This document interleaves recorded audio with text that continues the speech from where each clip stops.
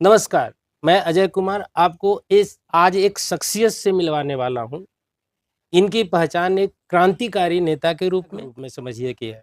हमारे समाज, हमारे बीच से एक ऐसे नेता जो भ्रष्टाचार के खिलाफ एक मुहिम छेड़ी है और उस मुहिम के अंतर्गत ये कुछ ऐसे कार्य किए हैं जिनके कार्य के कारण गोदी मीडिया आज इनको पूरे पूरे देश में एक तरह से इनको प्रचारित कर दिया, प्रसारित कर दिया, फेमस कर दिया है। तो इस शख्स का नाम है, आज यह नाम मोहताज नहीं है किसी परिचय का, लेकिन मैं आपको बता दूं इस शख्स का नाम है नीरज कुमार। तो आज आपको नीरज कुमार से रूबरू करवाते हैं। नमस्कार नीरज जी। जी नमस्कार सर। आप अपना परिचय आप खुद से दें, एक बार लोगों को बताएं, आप अपना परिचय दें। जी सर्वप्रथम मैं आपके दर्शकों को नमस्कार करता हूं। मैं नीरज कुमार आम आदमी पार्टी का जिला अध्यक्ष और जिला प्रभारी पूर्व में रह चुका हूं। पेशे से मैं एक वकील हूं। क्रिमिनल लॉयर के रूप में सिविल कोर्ट जहानाबाद में काम करता हूं। साथ में वार्ड नंबर 30 से हमारी पत्नी गांधी मैदान जो पड़ता है वार्ड नंबर 30, वहां से पार्षद है और मैं पार्षद प्रतिनिधि के रूप में प्रतिदिन वार्ड की सेवा में लगा रहता हूँ।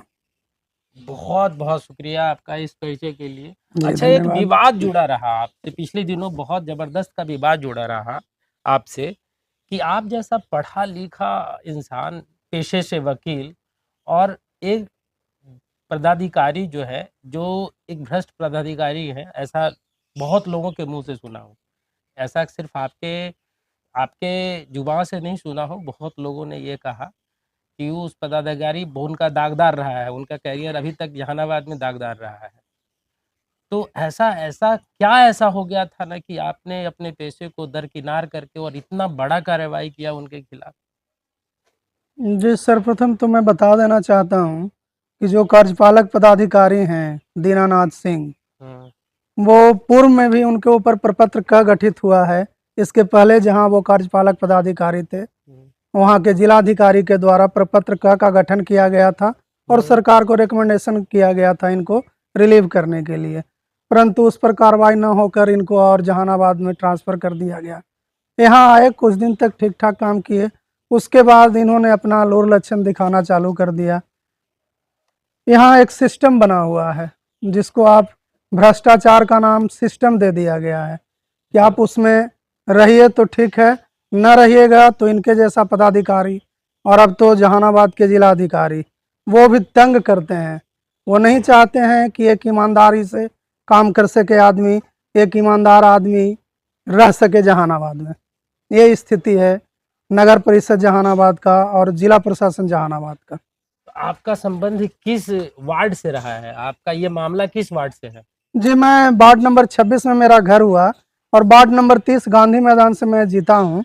मेरी पत्नी जीती है, नूतन कुमारी उनका नाम है, और वार्ड का देखरेख पार्षद प्रतिनिधि होने के नाते मैं प्रतिदिन 2 घंटा सुबह और 2 घंटा शाम वार्ड में देता हूँ। क्योंकि मैं दूसरे वार्ड से जीता हूँ, इसलिए कभी लोगों को ये महसूस ना हो कि दूसरे वार्ड का आदमी हमारे यहाँ से जीता है तो हमको वहाँ जाना पड़े।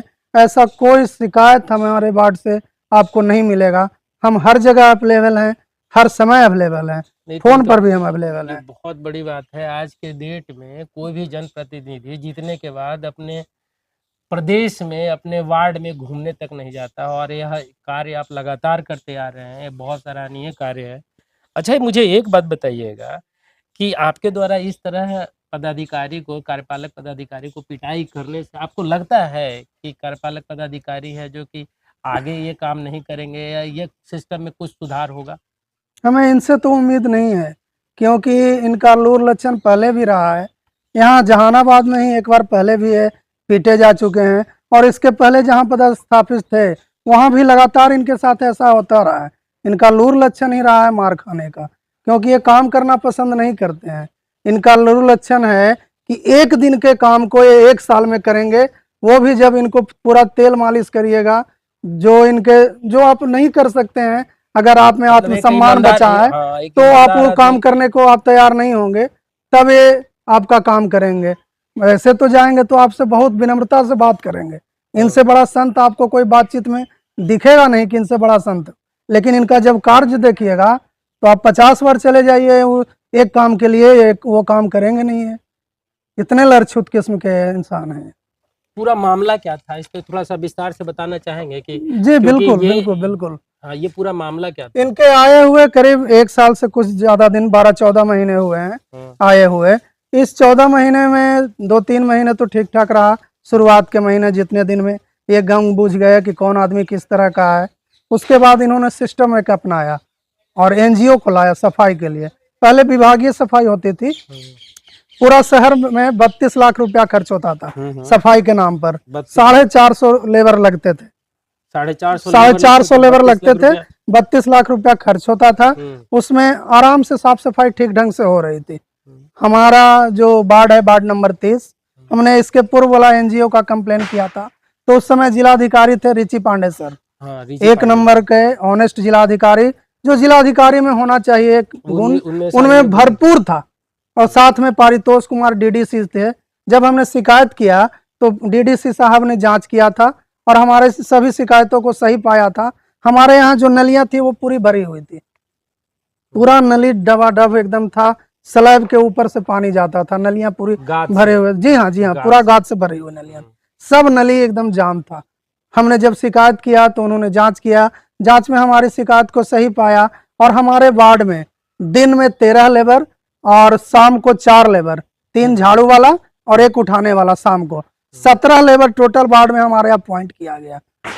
उसकी अपॉइंटमेंट हुई? जी, अपॉइंटमेंट हुआ कि यहाँ 17 लेबर देना है उस एनजीओ के थ्रू या फिर विभागीय जैसे करेगा। जो ऋतिक कुमार उस समय एग्जीक्यूटिव ऑफिसर थे, उन्होंने कहा कि हम इनको सारा चीज अवेलेबल करा देंगे बजाबते। हमारे पास लेटर है उसका, जी हाँ, लेटर है हमारा डीडीसी साहब का रिकमेंडेशन का। उस लेटर को हमने इनको दिया। शुरुआत में इन्होंने दिन में 13 लेबर तो देना शुरू किया, लेकिन शाम में आज तक नहीं दे पाए और ना ही एनजीओ को बहुत बार लिखा पढ़ी किया हमने। उसके बाद भी ये शाम में तो लेबर देना बंद ही कर दिया। तो इस बीच हमने दिन में 1 लेबर और राम ईश्वर नाम का 1 लेबर, उसको हमने रखा काम करने के लिए। तो काम करने के लिए रखा तो उसको तंग किया जाने लगा। वो बेचारा डेली काम करता और उसको पेमेंट नहीं दिया जाने लगा। 2 महीना वो काम किया और पेमेंट जब नहीं दिया तो बोर्ड के मीटिंग में हमने उठाया इस मामले को। तो बोर्ड के मीटिंग में यही एग्जीक्यूटिव ऑफिसर के द्वारा, ये जो अभी इनके द्वारा 2 महीने का उसको होता था 21,000 कुछ रुपया, 21,216 रुपया होता था उसका। तो वो देने के लिए कहे, लेकिन इस जो एनजीओ वाला था, हर्ष यादव नाम है उनका, वो एनजीओ के जो अधिकारी थे, वो इन 16,000 रुपया दिया और 5216 रुपया उसका बकाया रह गया। वो कहे कि बाद में देंगे। उसके बाद भी वो काम करने लगा फिर से। इस बीच हड़ताल किया था बेचारा लेबर सब, जो हमारे वार्ड में 13-14 लोग हैं। 4 दिन हमारे वार्ड में सफाई नहीं हुई थी, हड़ताल किया था उसी रामेश्वर को लेकर। गंदगी तो पूरा फैल गया होगा। जी हाँ, गंदगी पूरी तरह फैल गई थी। तो रात में यही एग्जीक्यूटिव ऑफिसर हमें फोन करके 8 बजे रात में कहते हैं कि नीरज जी, जैसे आपको काम करवाना है काम करवा लीजिए। हमने उस काम में भी बताया, हमारे पास रिकॉर्डिंग है उस चीज का, इसी एग्जीक्यूटिव ऑफिसर का। हमने काम में भी बताया कि सर हमको शाम में भी सफाई के लिए 4 लेबर चाहिए। हाँ, तो कहा कि एनजीओ देगा, लेकिन कह के गए सीधे मुकर गए, लेबर दिया नहीं और ना ही उसको पेमेंट 5216 रुपया दिया। और उसके बाद भी बेचारा 2 महीना वो काम किया लगातार। मतलब कि प्रॉमिस को तोड़ना, अपनी बिल्कुल बातों बिल्कुल पे बिल्कुल कभी टिक नहीं पाए, कभी नहीं उनका बात। और कहा जाता है, हम लोग के यहाँ कहावत है कि उनका बात और घोड़ा का पात बरोबर होता है। अच्छा। ये उन पर सटीक बैठता है। तो यही गुस्सा आपको वो ये कृत्य करने के लिए है न बाध्य किया कि? सिर्फ एक कारण नहीं था सर, बहुत सारे कारण थे। बहुत सारे कारण हैं। और क्या? एक तो सबसे बड़ा कारण है कि जहानाबाद में 33 पार्षद हैं, जिसमें से 30 प्लस पार्षद 22,000 रुपया लेते हैं और सफाई से कॉम्प्रोमाइज कर जाते हैं। हर वार्ड की कहानी यही है। आप घूम लीजिए, किसी भी वार्ड में साफ सफाई नहीं मिलेगी। हमारे यहाँ जब 14 लेबर है तब हमको साफ कराने में 1 बज जाता है। दूसरे वार्डों में तो ये हालत है कि पार्षद 22,000 रुपया लेता है और 6 लेबर लेता है। तो 6 लेबर में कौन सा वार्ड साफ हो जाएगा और कितना साफ हो जाएगा? डेली डोर टू डोर भी नहीं करवा पाएगा लोग, ये भी हम कह देते हैं, अगर सही से करवाना चाहे तो। नहीं तो ये बात तो हम भी महसूस करते हैं कि यहाँ पे साफ सफाई औरों वार्डों की तुलना में ज़्यादा है, और ये सब आपको जाता है, इसका श्रेय आपको जाता है। एक चीज़ और पूछनी थी कि पहले भी माना जा रहा है, कुछ लोगों से बात किया मैंने तो वहाँ पे ऑफिस के पास, तो वो लोग बता रहे थे कि इस पदाधिकारी जो है, जो इनके साथ पहले भी मारपीट हुआ है। तो पहले का क्या मामला था जिस कारण से लोग मारपीट किए इनके साथ? पहले से मामला था कि जब से ये आए हैं तो ये अपने आप को नगर परिषद का हेड कमांडर समझते हैं, माने ये नगर परिषद का अपने को डीएम समझते हैं। जिला के डीएम अलग हैं, नगर परिषद के अपने आप को डीएम समझते हैं। हाँ, समझ गए? मतलब एक ये तानाशाह हैं। एक कार्यपालक पदाधिकारी को हाँ, बैठाया इसलिए जाता है कि उनको कार्य पालन करना है, कार्य का पालन करना है। हाँ, और कार्यपालक नहीं, कार्य बाधक पदाधिकारी बन के रह गए। हाँ, कार्य बाधक ही नहीं, वो अपने मन मुताबिक ही चलाना चाहते हैं सारे चीज।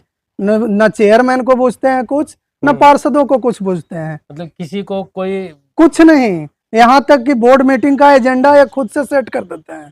अच्छा? जो हाँ, जो कि एजेंडा जो सेट किया चेयरमैन जाता है, हाँ। चेयरमैन का काम है कि जो चेयरमैन लिख के देगा वो बोर्ड मीटिंग में होना चाहिए एजेंडा में, लेकिन इनके तरफ से एजेंडा जोड़ दिया जाता है। हालांकि बाद में बोर्ड में उसको पास नहीं किया जाता है, ये अलग मामला है। लेकिन इन्हीं पदाधिकारी का कारण है कि ऐसे ऐसे जो पदाधिकारी आए हैं, या जहानाबाद के लोग जलकर देने को मजबूर हैं। बोर्ड में पास नहीं हुआ है आज तक जलकर, लेकिन हर घर से होल्डिंग टैक्स में अलग से सफाई का कर और उसके बाद जलकर भी लिया जा रहा है, जो 1800 रुपया प्रति साल लिया जा रहा है। और ये आप अगर रहते हैं पटना में तो पटना नगर निगम है, वहां जलकर नहीं है, लेकिन जहानाबाद में आपको जलकर मिलेगा और सुविधा सबसे कम मिलेगा। ये स्थितियां हैं, और ये किया हुआ किनका है? ऐसे ऐसे पदाधिकारियों का किया हुआ है। तो अभी जो पदाधिकारी हैं, तो अभी आपका आने वाले समय में जैसे कि आपको ये सारे की चीजों के बीच में आपको जेल भी जाना पड़ा। जी हाँ, जी हाँ। तो ये जेल जब जाए गए, तो जेल जाने के क्रम में आपके जीवन का दुखद पहलू क्या रहा इस दौरान, और सुखद पहलू क्या रहा? आप लोग कितने लोग हैं ना जो आपके पक्ष में रहे? क्योंकि मीडिया ट्रायल एक तरह से शुरू हो जाता है आज के डेट में। देखे हैं दोस्तों कि मीडिया ट्रायल शुरू हो जाता है। अब मीडिया एक पक्ष को दिखाती है, दूसरे पक्ष को नहीं दिखाती है। मीडिया का सबसे गंदा पहलू आज की स्थिति में क्या है कि मीडिया सिर्फ ये देखती है कि बड़े शक्तिशाली लोगों के साथ मीडिया खड़ी हो जाती है और जो कमज़ोर है उसको छोड़ देती है मीडिया। तो इस तरह का चीज़ यहाँ भी देखने को मिला है, क्योंकि एक पढ़ा लिखा आदमी, एक समझदार आदमी इतना बड़ा कार्य करने के लिए अगर सोच रखा है या करता है, तो उसके पीछे का क्या सोच है वो मीडिया कभी नहीं दिखाती है। आज इनके ही मुख से सुनेंगे कि इसके पीछे का कारण क्या था। आप बताइए कि इसका क्या मतलब सुखद पहलू क्या रहा, दुखद पहलू क्या रहा पूरे प्रकरण में? आपने एकदम बिल्कुल सही कहा कि जहानाबाद की मीडिया, वो तो मीडिया है ही नहीं, वो एकदम मौन मीडिया है और सरकार का पेट बर्गर है। वो मीडिया का कोई रोल नहीं। हमें दुख के साथ कहना पड़ रहा है कि जहानाबाद की मीडिया इतनी कमज़ोर है जो एक थानेदार के खिलाफ नहीं लिख सकती है। आप जिलाधिकारी और एग्जीक्यूटिव ऑफिसर तो बड़ी चीज़ हो जाती है। ये स्थिति है जहानाबाद की मीडिया की। और सबसे बड़ा दुख का बात यह है कि हम जिस वार्ड को रिप्रेजेंट करते हैं वहाँ तो मीडिया के दिग्गज रहते हैं, बहुत बड़े बड़े दिग्गज हमारे ही वार्ड में रहते हैं, तो भी आपके साथ लोग खड़ा नहीं हो पाए हुए। मीडिया के लोग तो हमारा पक्ष ही नहीं रखे, हमारा पक्ष ही नहीं रखे। वो सिर्फ और सिर्फ एक चीज दिखा रहे हैं कि एग्जीक्यूटिव ऑफिसर के साथ मारपीट हो गया। अरे भाई क्यों मारा ये तो पूछो, आखिर मजबूर क्यों हुए हम मारने के लिए? आखिर क्या था ऐसा? हम कोई पागल आदमी है? हम अनपढ़ आदमी है? हमको मारा? अगर अनपढ़ होते तो हम सीधे जाते, लाठी लेते, माथा पर मार देते, वहीं कहानी खत्म हो जाता। लेकिन हमने ऐसा किया नहीं।